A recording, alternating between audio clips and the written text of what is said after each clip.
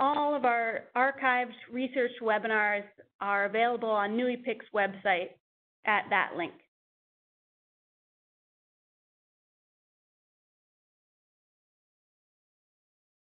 Your phone is on mute. This helps to reduce background noise. And of course, you can send your questions to me by typing them into the chat box. You can just go and ignore the Q&A box. We don't need that at this time.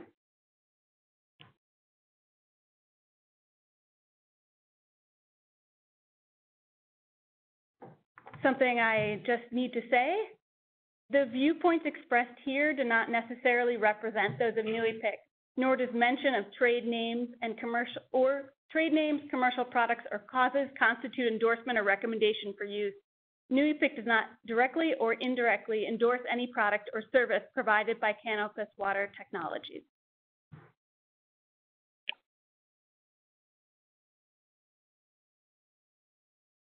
So this is part of NUIPIC's research webinar series. Eligible drinking waters in 3 states can earn training contact hours. If you have questions, please email or call me.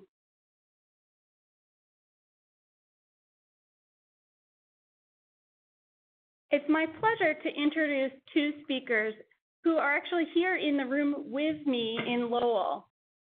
And so when it looks like the NUIPIC moderator is speaking for the rest of most of the presentation, it's probably actually our speakers. We're all here in the same room, so we're using one phone to talk to you with. One of our speakers is Souheil Benzerrouk. He's the founder of Canopus Water Technologies, which is a developer and manufacturer of non-chemical water disinfection products. The other speaker is Hichem Hadjeres. He's a sales and business application engineer with the company, and he recently completed graduate work that was focused on the efficacy of LED and xenon-based UVC systems for water treatment.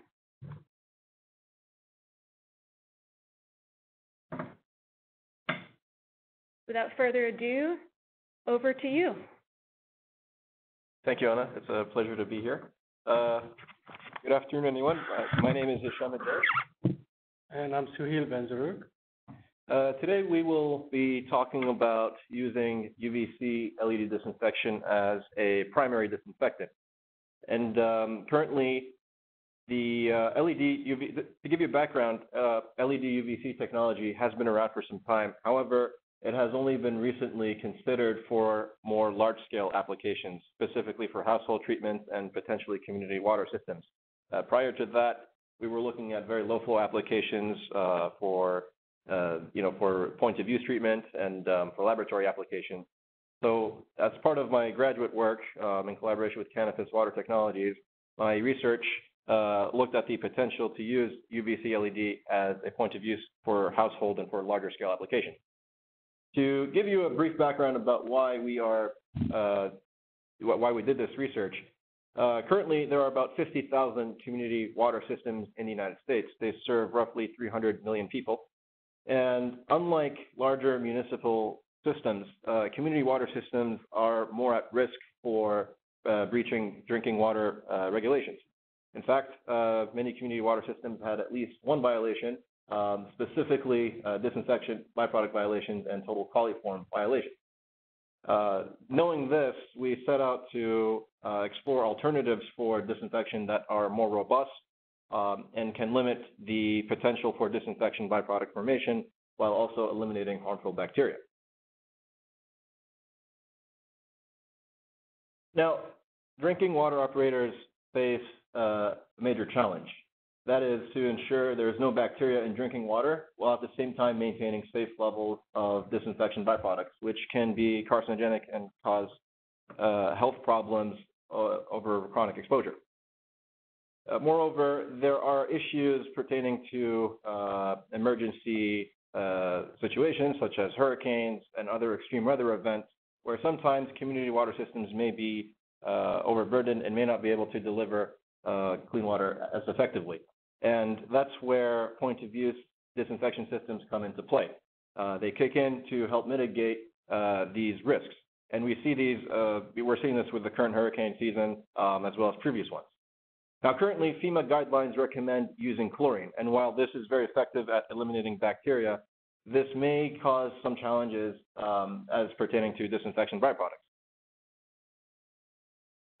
To give a brief overview about what we're looking at, when chlorine reacts with natural organic matter, it forms different disinfection byproducts. The two commonly regulated ones are trihalomethanes and haloacetic acids. If exposed to these disinfection byproducts over a long period of time, bowel and liver cancer can result. Now, during emergency situations, the priority is to just disinfect water. However, if not trained properly, there is a risk of adding too much chlorine to water, especially water that is turbid and has a lot of natural organic matter.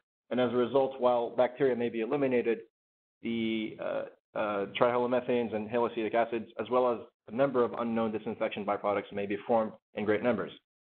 And again, in the short term, this may not cause a problem. However, chronic exposure may lead to health issues. As an alternative to chlorine, especially for point-of-use disinfectant treatment and emergency situations, we are exploring the use of UVC for non-chemical point-of-use. This is in the germicidal range, and the way that UV works is that it deactivates bacteria by disrupting its structure. Now, unlike chlorination, this is a physical process, and as a result, you have few known disinfection byproducts. Now, I'll pass it over to Dr. Souheil Benzerrouk, who will talk a little bit more in detail about UV technology and specifically LED UV technology and why that is different from conventional mercury UV systems. Hi, good afternoon, and thank you, Hichem. Actually, I'd take you a couple of steps back to reintroduce the company. We look actually at non-chemical water disinfection as a whole and not just a focus on UV. And I'll explain the difference in a moment. When as Hichem said, going non-chemical basically provides a significant advantage. And one of the reasons we looked at UV first, because it's accepted. UV is recognized as a very potent disinfectant. And the way it works, it disrupts the DNA of the biological contaminants, whether it's bacteria, virus, or a cyst. It's been in the market for many years, roughly 40 years, and some people can claim 100 years. Very common in the industry. However, it's very power hungry because currently the way UV is generated in the germicidal range, or UVC as we call it, is generated through mercury vapor lamps. Those lamps are energy hungry. They consume a lot of power.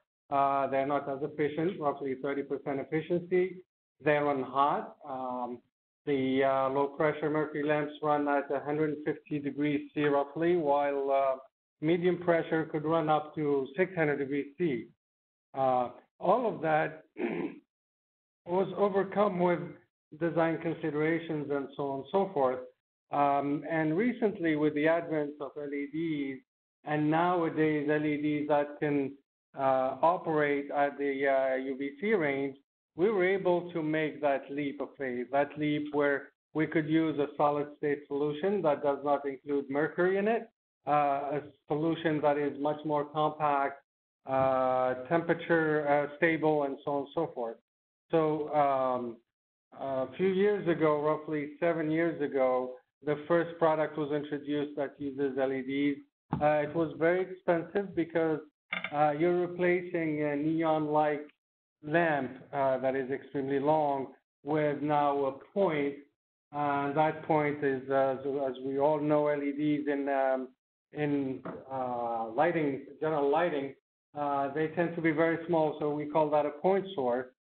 So replacing a distributed source with a point source has its own challenges, and one of which is you need a lot of them. Therefore, the cost is very high.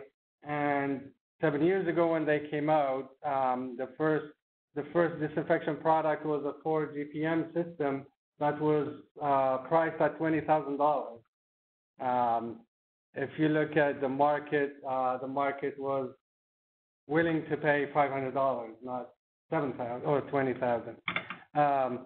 This said, with time, we were able to achieve more efficient LEDs, and now the focus has been reactor design, and the reactor was able to take a point and distribute it in a volume, thereby disinfecting to the same performance.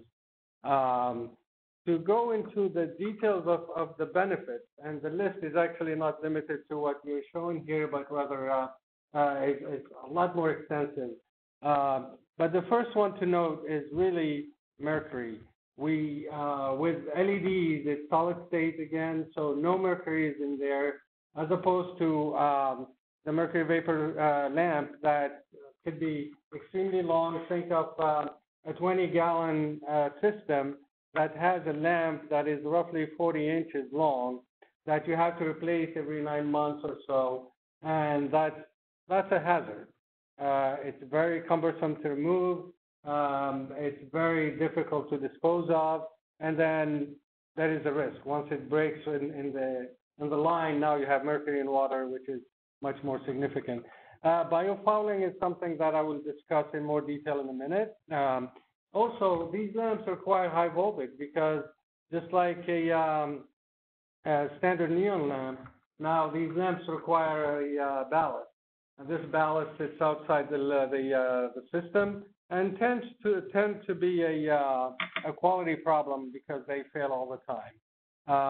I mentioned temperature, and temperature has a direct correlation with biofouling.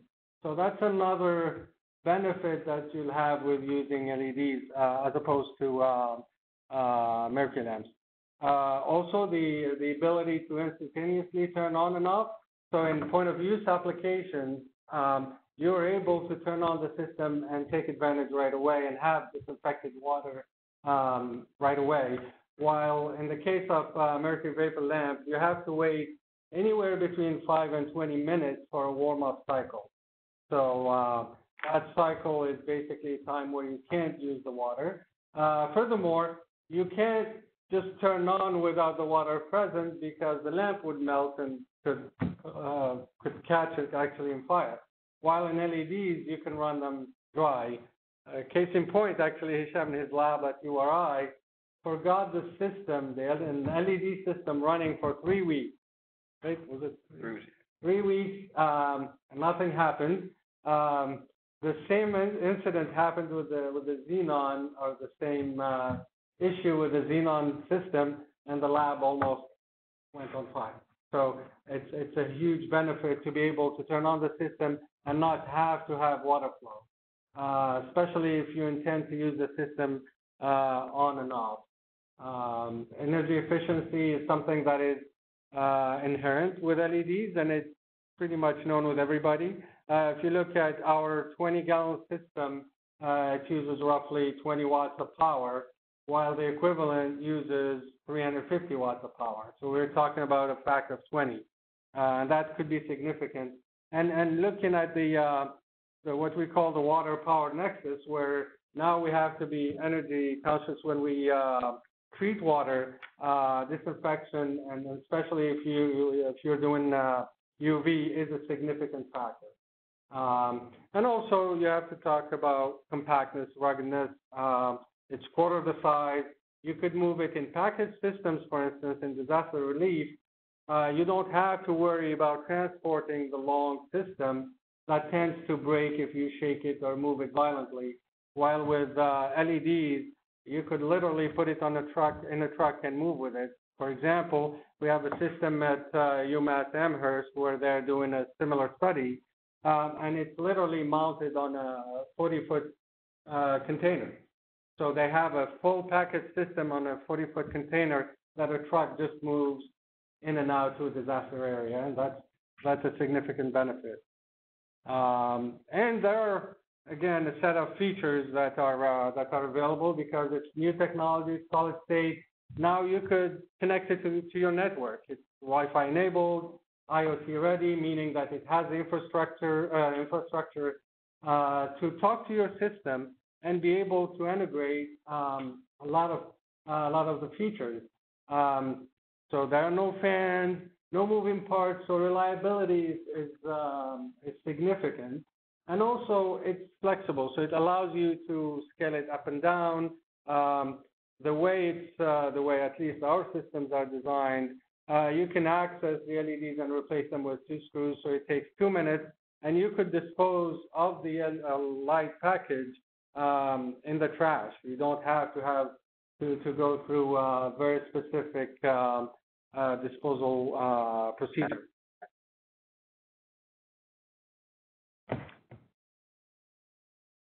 So as I mentioned earlier, biofouling or fouling is significant and mainly in wastewater. However, it's also a significant challenge in drinking water.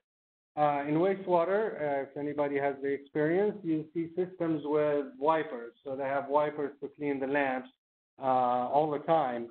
And biofouling occurs for many reasons, and one of which is the temperature I mentioned. Again, at 150 degrees C, you're attracting those minerals and heavy metals, and those really collect on the surface. Furthermore, there is the issue of the long lamp that you have to lift and carry, so you have to have holders. And these holders cause all sorts of vortices in the water flow. So the flow is not as laminar as it should be, and it disrupts it significantly. Those areas cause all sorts of the biological, not necessarily biological, but all the suspended solids to go to the surface. And the third and most significant item is also gravity. So you have these long lamps that are sitting there, and due to gravity, any suspended solid tends to go on the lamp. With LEDs, all of that disappears because number one, it's a non-contact solution, so the LED is sitting outside of the water flow, and it's cooled on the back side. So there is quite a bit of buffer between the two, and it's cooled in a very efficient manner. So the water temperature or the area where light comes in is literally the same temperature as the water. It's all uniform. So you're not attracting any minerals, you're not attracting any metals. Therefore, you're not fouling as a whole. There is no gravity concern because it's sitting upside down, and there is a window, and that window is against gravity, so you're not collecting anything, and you're not disrupting flow. You're going straight into an empty chamber, again, because the LEDs are sitting outside. So fouling is a common thing. We're not saying it will eliminate it at 100%, but it will bring it to a minimum, and that's what we were after.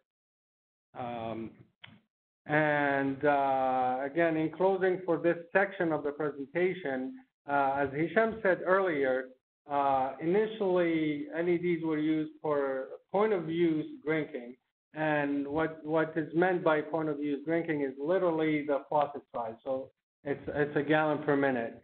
However, recently we were able to kick it up a notch with new designs and new reactor designs, and that allowed us to go up to 20 gallons per minute, and that's what we tested. However, we believe that this structure could go as high as 200 gallons per minute. However, for us as a company, the cost was significant, and we didn't pursue that route.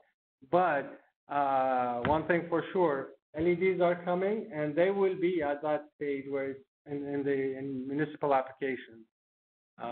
And with that, I'll turn it back to Hichem to discuss test results. Thank you, Souheil.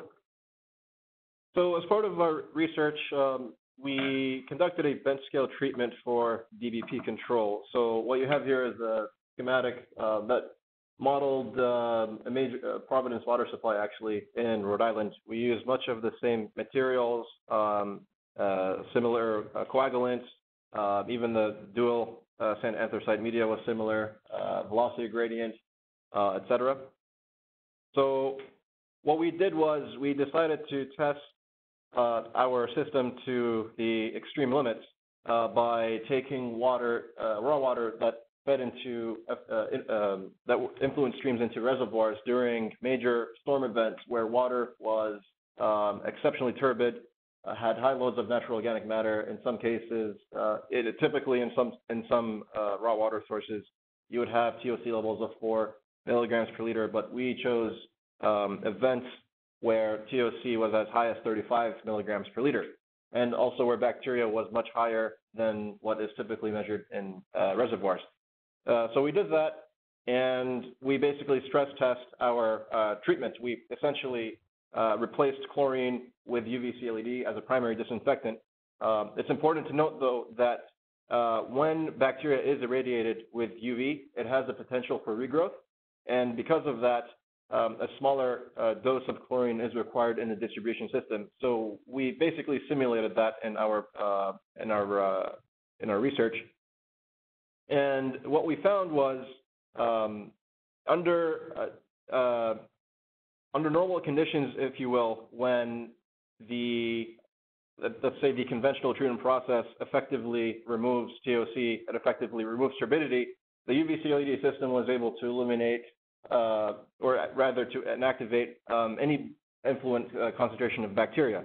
However, there was a challenge when, for example, we used storm water during the fall that had lots of lignin-rich plant matter, which inhibited actually the flocculation procedure, which was a side discovery that we made. And because the conventional treatment was unable to remove the turbidity, we had much lower performance for the UVC LED. But that was because we had, what the design specifications for this particular project was low turbid drinking water applications. However, it's important to note that, especially on the wastewater side, where we're expecting high levels of total dissolved solids, as well as high turbidity, the intensity, power density, all of the, I guess you could say the technical requirements would be modified as such. So an increased dosage, as an example. Now, just to go over some very preliminary data, or rather, actually final data. So after, you can see here raw water concentrations, and then bacteria concentrations after they were treated with the coagulant and the dual anthracite media filter, and then after they were irradiated by UVC.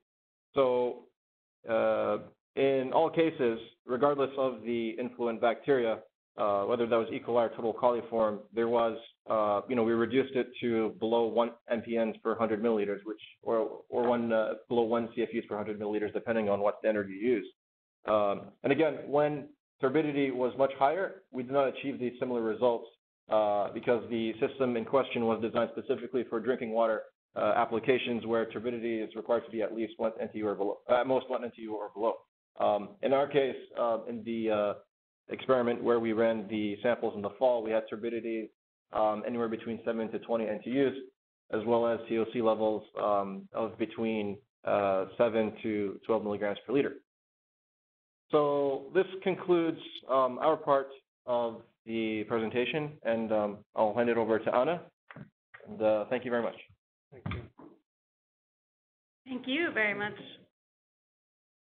I'll give attendees just a minute here if you want to send me any more questions via the chat function. Again, you can access the chat function by rolling over the bottom of your screen, and you see those buttons. It's the icon that looks like a voice bubble, a conversation bubble, and you can send me your questions, type in your questions to the new EPIC administrator or the host, and I will share those back with our speakers. So I'll just give another minute for people to send those questions to me if you'd like. The first question is, has this been considered for water reuse applications? The answer is yes. It's being considered as we speak. because in water reuse, there is a concern with organic matter. Therefore, chlorine alone is not recommended. So now the facilities that are looking at reuse at even larger scale, including Southern California, they use now big mercury-based systems, so UV, that's what they use. Now they're looking at these systems as potentially being a replacement. However, when you talk about Southern California, the scale is much larger. So now, hopefully at some point in the near future, one can get to those scales. I mean, certainly, I had a conversation with someone who was contracted to the ISS in outer space, actually, and this would be very ideal in, I guess you could say, an extreme setting, because you really don't have to do anything with the system. You just kind of turn it on and forget about it. And you don't want to be replacing mercury systems in outer space. But that's an extreme example. But much of the reasons for using an LED system for reuse applications are valid on Earth as well, namely the ease of use, the low energy consumption, and as Souheil mentioned, ideally you would not be using chlorine or any chemical disinfectant in reuse applications because of the byproducts, both unknown and known.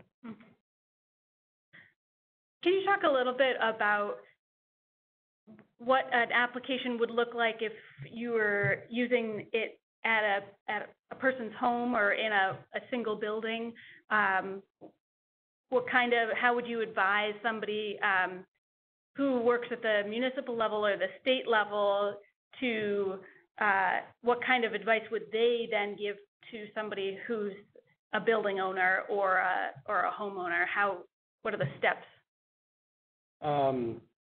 Well, it should be simple, just like any filtration. At the end of the day, they go hand in hand. Whatever you filter, you think of disinfecting, right? And nowadays there is a drive by the WQA to promote the idea of point of entry and point of use in homes. So you cannot be 100% reliant on the municipality or the plan to provide you with 100% disinfected water, because we know what happens in the line. So from a practical perspective, it's as simple as installing the filter. It's as simple as going through the same maintenance routine where you replace the filter. So we are talking to several people who install wells, for instance, or now there's a tendency, and it will happen in Massachusetts, it seems like, where there will be a recommendation to test water prior to signing any purchase and sale agreement for homes, and people will start installing whole house treatment systems. So this would be part of it. Similarly, now a lot of people have under sink RO systems. This could work with it. So really, you can't go wrong by disinfecting at the very last point. And Hichem's research, on the other hand, was focused on DBPs. And for municipalities, the challenge is how we get to reduce the amount of chlorine we use to a minimum, and use this as a primary or secondary, one of the two, whichever is preferred. That will take much longer. But going to homes is easy, it's accessible, it's available, so it should be really education. That's pretty much it. And I'd like to add to that, as far as the municipal audience, we were looking at wastewater, simply because, with drinking water, the regulations are a lot more stringent. And with wastewater, and we're talking with a wastewater treatment plant in Maine that was looking to replace chlorine, especially during stormwater events. And, using chlorine in such circumstances has its own challenges, especially for the environment. If you have large stormwater overflow and you're using chlorine, that can have negative impact on the environment. So we were discussing using the LED application then, and the only reason, for a couple of reasons, major reasons actually, that that particular wastewater treatment plant, among others, they had not considered mercury UV, mainly because they would only use, they would only have a few instances throughout the year where they would really have major stormwater overflow. But the warm-up time for a conventional mercury UV system may not suffice, let's say, for an extreme overload. So what they're stuck with is leaving the mercury UV system on throughout much of the year when they don't need it, or turning it on only when they need to, but risking not disinfecting the water in time. So what we discussed, and as Souheil mentioned previously, with UV LED, that it's instant on and off, and it only turns on when you need it, and it does so instantly. So once you have the stormwater overflow, it goes through the system and disinfects as needed, and when it is not needed, it's simply not turned on. So there was also the challenge of vibration and the risk of breaking the mercury lamps. When you have large stormwater overflows, when you have, there is a risk as well for breaking the lamp. Not to mention existing infrastructure. For example, going back to the main wastewater treatment plant, it would have been very difficult for them to retrofit already existing infrastructure, which they had invested many millions of dollars in, and putting in a 4-foot-long tube or tubes of mercury. Whereas with the UV LED system, when scaled, it can simply be, it's a compact scale, uses a quarter of the size, and can be simply added anywhere as needed. Thank you. I have another question. Do you have any idea of the cost comparison to mercury vapor lamps? Now, I should say that I wanted to make sure that this was a very educational presentation. It's a webinar. You're getting TCHs. So I had asked our speakers to stay away from talking about the cost of their product. But now that this has come up, it's a question. So I hope that they can speak to the cost comparison to mercury vapor lamps. Over to you. Well, looking at costs, you have two things. You have the initial cost and the cost of ownership over time. And I'll defer to Souheil. You can talk more to this. With that introduction, actually, I'll go back to the really capital cost initially.